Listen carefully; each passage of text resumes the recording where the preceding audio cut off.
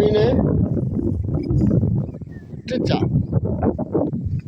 என்னடா மீன் பிடிக்க மாட்டேங்க தம்பி. அப்படியே நீ அந்த மீன் பிடிச்ச மட்டும் காட்டுறேன். காட்டு, எவ்வளோ மீன் பிடிச்சிங்க பார்ப்போம்.